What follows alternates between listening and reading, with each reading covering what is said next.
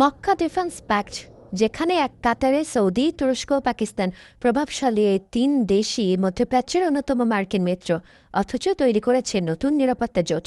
বিশেষজ্ঞদের মত, আঞ্চলিকভাবে ওয়াশিংটনের উপর নির্ভরশীলতা কমিয়ে বাড়তি নিরাপত্তা নিশ্চিতই উদ্যোগের মূল লক্ষ্য, যাতে কোনো বিশেষ দেশ বা গোষ্ঠীকে টার্গেট করা হয়নি। চলতি মাসের শুরুতে অন্যতম গুরুত্বপূর্ণ ইতিহাসের সাক্ষী হয় মক্কা। এক টেবিলে বসে প্রতিরক্ষা জোটে সই করে তিন প্রভাবশালী দেশ সৌদি আরব, তুরস্ক ও পাকিস্তান। মূল বিষয়, চুক্তিবদ্ধ যে কোনো দেশের উপর হামলা হলে তা তিন দেশের উপরই হামলা হিসেবে বিবেচিত হবে। এই ধারার কারণেই অনেকেই এটিকে মুসলিম ন্যাটো স্টাইল চুক্তি আখ্যা দেন।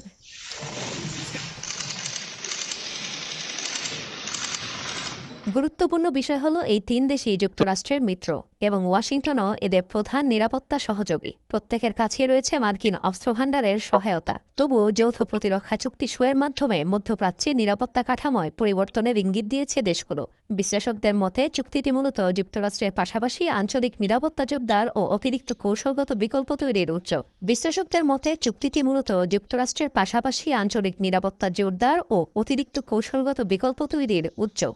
এক দশকেরও বেশি সময় ধরে আঞ্চলিক রাষ্ট্রগুলো মার্কিন নিরাপত্তার নির্ভরযোগ্যতা নিয়ে সন্দেহ পোষণ করে আসছে। ইরাক যুদ্ধ শুরুর পর সেই উদ্বেগ আরও তীব্র হয়েছে। এই চুক্তি নিরাপত্তা ও প্রতিরক্ষা সম্পর্ককে আরও বৈচিত্র্যময় করেছে, কিন্তু তা যুক্তরাষ্ট্রকে পাশ কাটিয়ে নয়, বরং অতিরিক্ত কৌশল হিসেবে নেয়া পদক্ষেপ।